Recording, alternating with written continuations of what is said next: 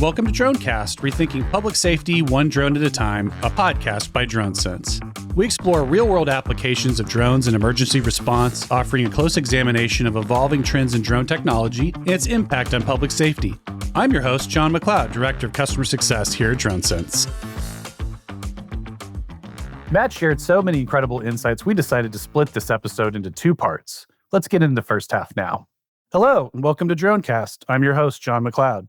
Today, we have the privilege of chatting with Matt Rybar, Vice President of Special Projects at Unmanned Vehicle Technologies.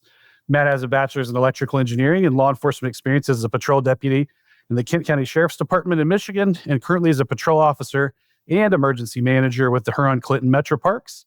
Matt's work at UVT sets him apart as one of the leading UAS hardware and solutions providers in public safety in the United States. I'm pleased to call Matt a valued partner and a friend. Thanks for taking time to speak with us today, Matt. Well, thanks for having me, John. I'm really excited for the conversation. Awesome. Well, jumping into it, one of the things I would say is looking at your background, you're kind of tailor-made and unique for working in public safety UAS, as you both have that electrical engineering degree, you've got patrol experience, you've got emergency management experience, you got long experience in a drone team in law enforcement. So you've got kind of both the practical public safety and also nerd cred. And I say that with nothing but love as a fellow nerd in a software company. How do you describe yourself? How do you think about yourself these days? Well, it's funny because when you word it like that, it's a bit of an identity crisis over the years, no doubt about that. But my passion's always been in public safety, and I took a detour into engineering in the tech world right out of college. But public safety is always kind of where things pulled back for me. And so now to be at UVT and connecting all the dots of both integrating public safety technology with ground response efforts on the public safety side, it just seems like a natural fit. So I know that my roots will always be in public safety in some capacity, but I just have a rigorous desire of integrating technology into the industry and helping move the industry along with technology to make both people safer as well as responders safer. So kind of take us back in the Wayback Machine. From my understanding, you're at Kent County at the time. You've got a drone program. When did it, because you're technology forward, when did you see the bridge between public safety and UAS technology? Like, what was that? You know, it was funny because it was early on. There was a lot of calls that seemed interesting that a drone might be able to be used for it. I thinking about that and preparing for this conversation was even back then, the word drone had such a negative connotation. And back then, you wouldn't do a presentation in 2016 and it was like, you must only call it an unmanned aircraft system. Drones are for the military, bad public connotation. And so even thinking about how that's adapted over the years is just very interesting. But in 2016, the regulatory environment started to change. And at the same time, our team program, we were thinking about kind of what to do and how to head in that direction. And so, but the regulatory environment changing is what spearheaded a lot of these programs getting their true starting points. And I was fortunate enough at the time to have founded my own consulting business in 2016. At the same time, we started down the path of an agency drone program. I was getting both sides of the house. I was helping our agency start the program, as well as helping many other agencies, predominantly in the state of Michigan, start their programs. And so I'll never forget in some onboarding training I had in 2017, firearms actually, our firearms instructor, Sergeant Tom Raymond, said, "Hey, I heard you might know something about drones." And kind of from there, the rest of our program took off. Sergeant Raymond, TR, and Sergeant Roon at the time, who's now Captain Roon, the three of us were the founding team of our technical services unit at Kent County. And at Kent County, our desire was for that team to not just be a drone team and to, over time, be a technology team that other technologies could fall under that. You have experts in that group that would train and learn those and become true experts at that field. It's really awesome to see looking back and talking with the team now about how that's evolved over the last few years, especially since I've been gone. So it's really cool to see what these programs are going to do in the future. You allude to the changing world of compliance. We're using the federal airspace when we do our work with UAS, but the underlying inherent technology, the hardware has changed a lot in that same time period. So take us back to 2016 again too, and kind of the nucleus of that program. What were you guys using technology-wise, and how does that compare to the capabilities of what you can use today in public safety?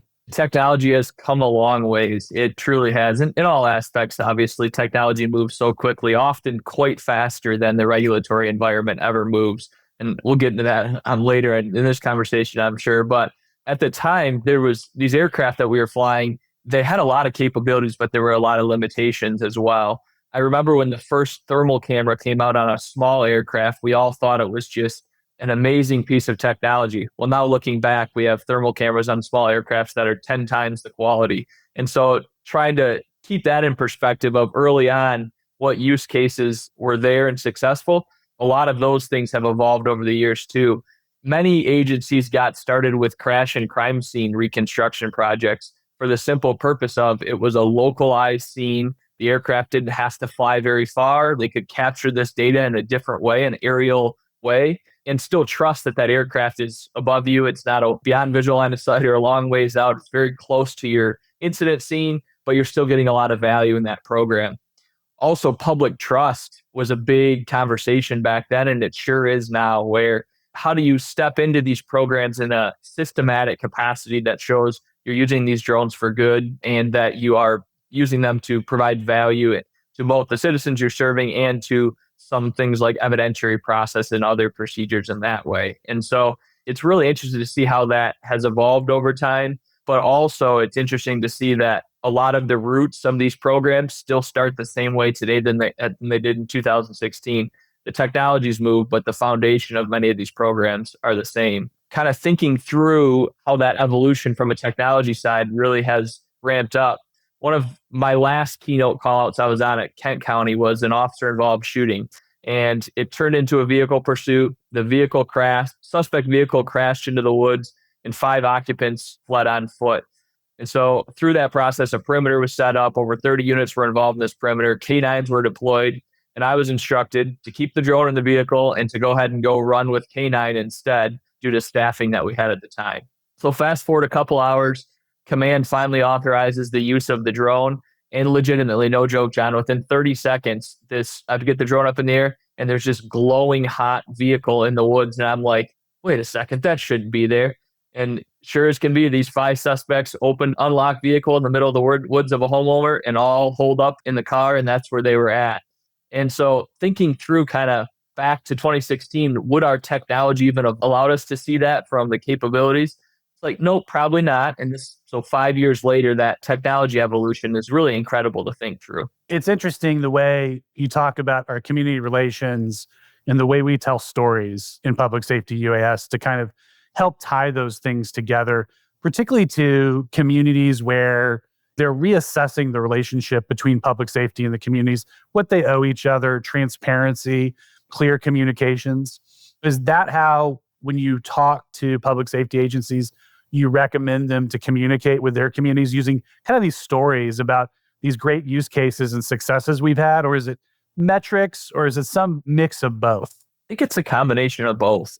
Today, it's even more important to get out there and show your public how you're using that technology. And absolutely, the data is important on different aspects of the growth and justifying different aspects of your growth plan and maybe what equipment you may need or how you should ramp up staffing or different aspects.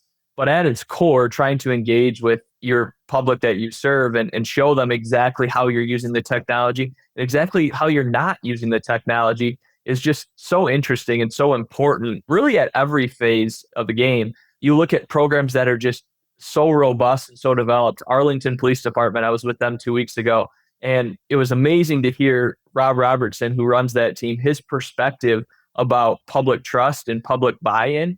And their program is 9 or 10 years old now, and they are still laser focused on making sure that that's an imperative part of their scale plan of the program. And so whether you're starting out, it's so important to get the public trust and buy-in early on, but you have to just be very diligent through that process to keep it alive and keep that going, keep that in your forefront, because it's very important for your program success. You kind of set us up with this timeline of about 8 years since 2016, where you've been in consulting or with UVT in the UAS space. The world changed quite a lot in that time period. We were locked up at home. We had a pandemic. There was an economic recession. A lot of things have happened in technology and compliance. When you think about working with public safety agencies, particularly law enforcement, in both of those spaces, are you working with them the same way consistently across all those years, or has that evolved as well too? That's evolved over the years. It's interesting. early on in public safety programs, training is such a great example. And you and I have talked training so many times, but training is such a great example where the needs of an agency from a training perspective change drastically as that program evolves. And so the early adopters need something very different than those people coming into the program later on. Public safety has one of the most interesting communities in terms of information sharing. And agencies do such a great job across the country sharing information, lending a hand to people starting out. And so the consulting world has changed in many capacities too, because the early adopters need a lot more intense assistance in those types of programs. But as things scale, agencies lean on other agencies for best practices, for training, for different aspects of that program growth that have definitely changed over time. So to circle it back, I would say that absolutely that's evolved over time. COVID times, of course, changed things drastically for all of our businesses. But at the core, finding ways to make sure that we are there to support the customer, to make their problems our problems, that's the purpose of our organizations together. And so it's changed in ways, but also the core is just definitely there. And it just, if anything, we've all refined that and become more laser focused at that core over the years. In full disclosure to the people back at home, you and I have shared many a booth, it feels like, at different conferences over the last couple of years. And I've gotten to see you guys really interact with the public safety community one-on-one. And I've noticed a use case that's happened again and again, which is someone will approach you guys and you'll say, you guys have a drone program today. And they'll go, no, chief said we need to figure this thing out, or whatever the case may be. And they're a little doe-eyed and overwhelmed a little bit. You kind of just see that in their body language. It makes sense to me that it can be overwhelming. There's a lot of compliance. There's a lot you don't know that you need to know. And that lack of clarity of what the journey looks like at the beginning can be pretty intimidating. When you're talking to folks like that, and maybe we should all talk to folks like that in this way, where do you start from? And like, how do you tell them, hey, here's the crucial first steps you need to take to get your program off the ground that I've seen be successful other places, so you don't have the big mistakes? Yeah, it's funny because that's evolved over the years too. And you'll see on our website, Oh, interesting. see through the smoke and mirrors. And that's our laser focus is how do we cut through some of the noise that's out there, especially from a marketing perspective, and truly provide that value, that holistic, honest approach to an agency. And so at UVT, we provide as hands-on or as hands-off an experience as an agency desires for that exact reason. But really, we encourage agencies to start always with that deployment plan. So first of all, how are you going to deploy that aircraft? Before you ever think about software and hardware and everything else, what does your mission set look like? How are you going to deploy that aircraft? What's your initial training going to look like? And what's your reoccurring training going to look like? All very important things. And so you'll naturally, as you start to talk deployment, and if you're going to have a vehicle type of deployment situation where you outfit a patrol car, or guys, when they come on shift, or gals, they grab a drone from a certain locker, all of those different things help kind of drive you toward different platform solutions, drive you toward software solutions. And then once you have that deployment plan built, you can easily figure out, okay, where does everything else kind of fit in from there? One of the things I think is invaluable for programs early on through the training process is reoccurring monthly training for all of your team members. Because as you have people across different shifts, you have different types of calls people go on, that information sharing that goes on with those responders on your team in their different environments, they might not have been on that drone call out, but they sure can learn a lot from a lessons learned debrief as the team. So that monthly training is really invaluable very early on. And then how do you scale it and keep people engaged? It's still incredibly valuable. Software and hardware naturally come next in that process. Having a holistic program management tool, queue up DroneSense, is just vastly important to that program success. And so if you build that program from the start with those tools, you'll be very happy when you start to scale your program later on because you have that foundation that's been laid really from the start. Yeah, and that ecosystem of modular solutions that make up your program is so important. I think underrated with folks. It's like anybody can take out a credit card and buy a piece of hardware to a degree, but using it in a way that's going to have a persistent, successful program that can really grow and benefit the community is difficult. It's not a native skill for most people, right? It's something that you're learning on the job. So having people who provide professional services to help you navigate, especially the beginning of that, where there's like a lot of hurdles you have to leap to kind of get to just the starting line, is really, really important. And I've seen you guys do really well. So let's hit the other side of that coin, which I often think is really informative for people who are starting a program, which is what to avoid. What are the pitfalls? What are the big misses? Because when programs fail and struggle, I feel like they actually have a lot in common very often. So do you have any advice about what things to avoid when you're starting a program specifically, other than they should definitely work with Matt Rybar? Oh, John, we always appreciate working with customers, but really we want them to succeed in whoever they're working with. But my biggest piece of advice is if it sounds good to be true, it probably is too good to be true. And so doing even more research on the solutions you're considering is just so important. Many people, when they're starting out, run to the shiny object, run to the shiny new feature or new thing that's being flashed out there, whether it be hardware, software, aircraft, policy, and procedures. But at the end of the day, the public safety industry now has close to 10 years of a track record of proven ways to operate these UAS programs. And do your research, do your homework, work with those agencies around in your areas, because that information sharing we talked about earlier is incredible, and they're going to help you and point you in that right direction. So bottom line is, if you hear something that's way too good to be true out there, it probably is, and consult with your other people in your area to kind of dive into that. Yeah, and that's great advice. I mean, besides just interagency operations, that support that people are able to provide each other locally just really is key when I see the success of a lot of people. And so if you're not reaching out to your neighbors, please start. And if you need help getting started, call one or both of us. We'll connect you as well, too. Just want you to be successful. So with that, let's pivot a little bit to an area that I wanted to really talk to you about and was excited about talking to you about. And I know you get excited about too, which is kind of an area of great innovation and effervescence in our space, which is really drone as a first responder, right? And the growth of those programs across the country and globally. But to orientate folks who may be newer to that conceptually, to you, Matt, what does DFR mean? Yeah, absolutely. So when you think public safety drone program, you always thought patrol-led response, where somebody rolls up on the scene in the squad vehicle, takes out an aircraft, and deploys it in that capacity. But as we start to talk DFR, we're essentially making that drone the responder without that person driving that drone to the scene. And so it comes in so many different shapes and sizes, but more simply put, we're trying to get that drone on scene sooner in the whole process of responding to a call. And to that extent, sometimes we can clear the calls quicker in some capacities, but really we're just trying to provide actionable intel to the humans as they respond to the scene before their arrival. And so getting that drone on scene earlier is going to be very important in that process.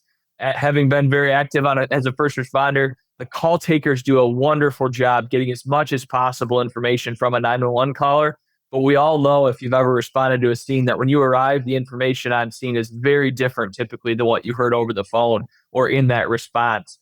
And it's no fault of the call taker. Goodness, I could never do that job. But it's because people don't always give the correct information, or things just get lost in the shuffle of a high energy, high intense life or death situation at times. And so getting that drone on scene sooner gives you that actionable intel as you're responding. Or in some cases, it might allow you to scale up or scale down a public safety response based off of that intel. So it's getting that information sooner in the whole process.